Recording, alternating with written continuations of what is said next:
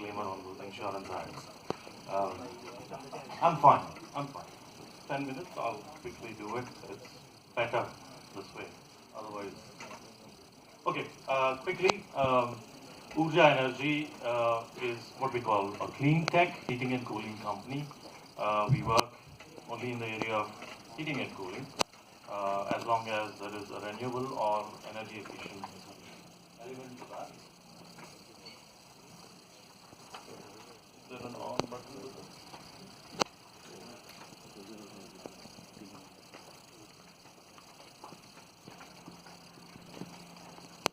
But the space is such that we end up doing a lot of R&D work on our own. Sometimes it's customers' money. Sometimes, projects that have patronage, like Seabird, where Professor Bansal is heading that, and we're hoping to do some work with TERI, done some work with ISRO, but that's on the heating side.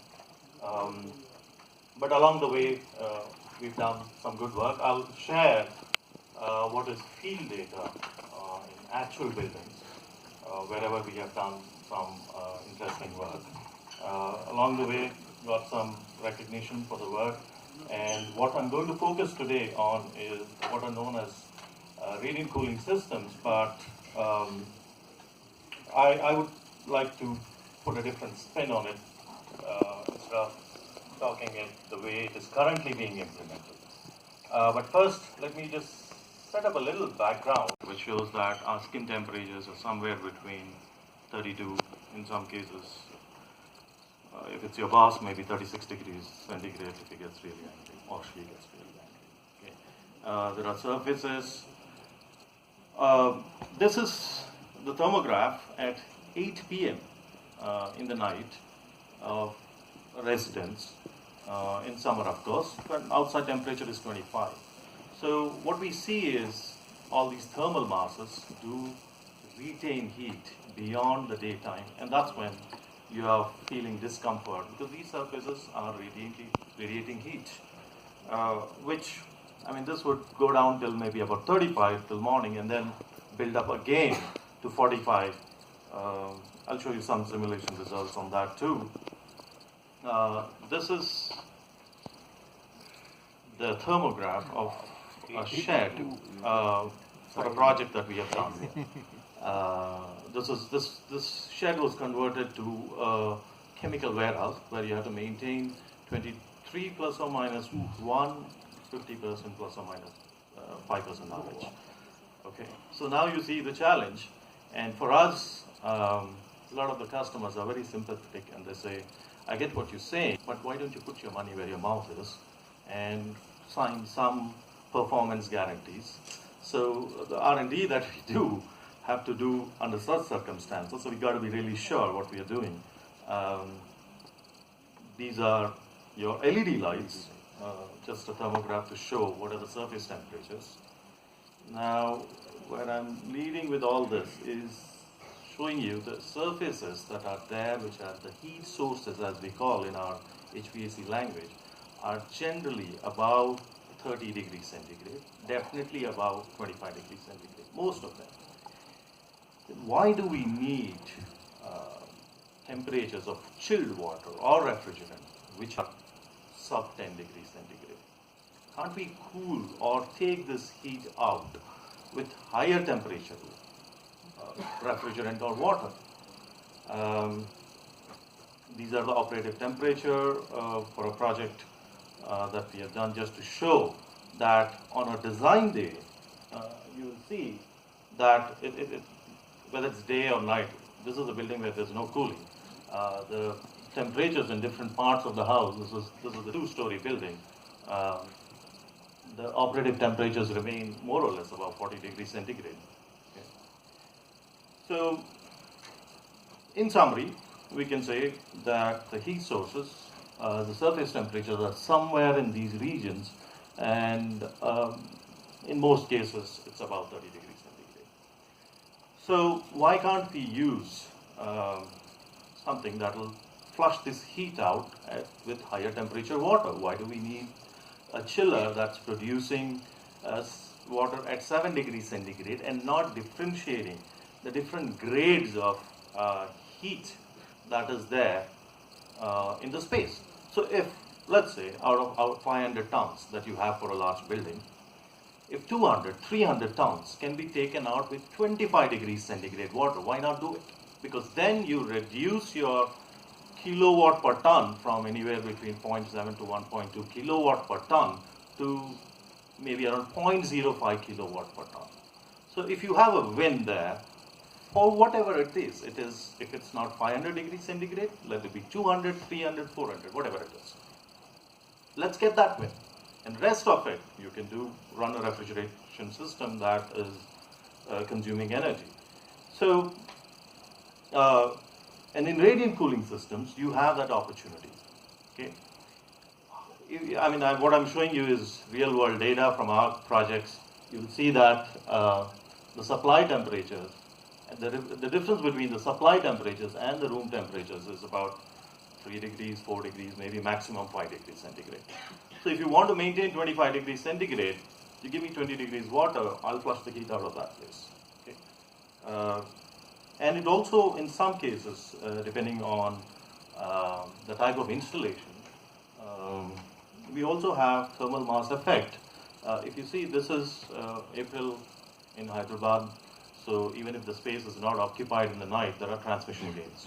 And you can see that this is a building where your conventional air conditioning system is operating, and you will see the moment chiller water is cut off at 7 o'clock.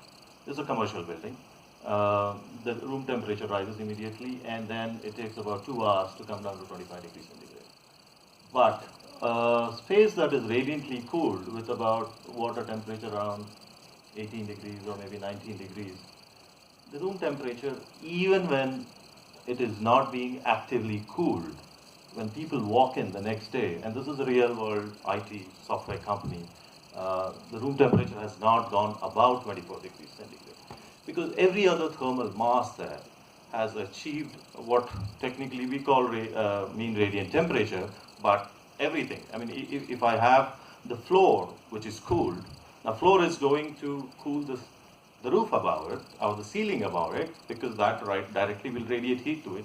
So will the walls, and so are the chairs and tables. Everything cools down and now has the potential to heat up or take the heat without heating the air in the space. So this presents an opportunity that maybe in places where I can get lower temperature from cooling tower in the night, I can charge the thermal mass in the night and keep it ready, cooled, at least for maybe until 10 o'clock, 11 o'clock in the morning, till the people come. So we've been pushing for using cooling tower and maybe a 2-stage cooling tower to flush out this higher grade heat instead of using chilled water or a chiller. That is what we are doing with most of the radiant cooling installations in India. So quickly, I mean, this is the wet bulb temperature in Bengaluru, the annual average for different months. And we see that the wet bulb is 20, little over 20, which is more than enough to flush out most of the heat in the buildings. So how do you achieve temperature that is equal to wet bulb from, let's say, a cooling tower, right? In some places like Bangalore and Hyderabad, it's relatively easy. So if we go with a 2-stage cooling tower where we oversize the cooling tower and it is cooling the incoming air.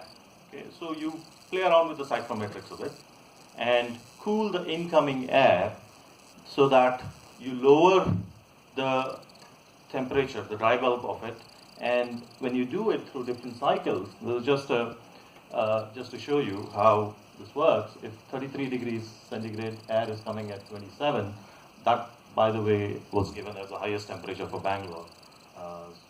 But yeah, it just gives you an idea. So it's wet bulb temperature is 19 degrees, but and if I take the cooling tower that you usually have there, I mean the better ones, they can give you water up to 1.5 degrees centigrade above the wet bulb. but going through different cycle. Now this water, if I take and cool that, the incoming air, this is the air temperature I can get, and you go through the cycle, finally you would stabilize. For these conditions, you will stabilize that water coming at 15 degrees centigrade. Okay? So this can be done.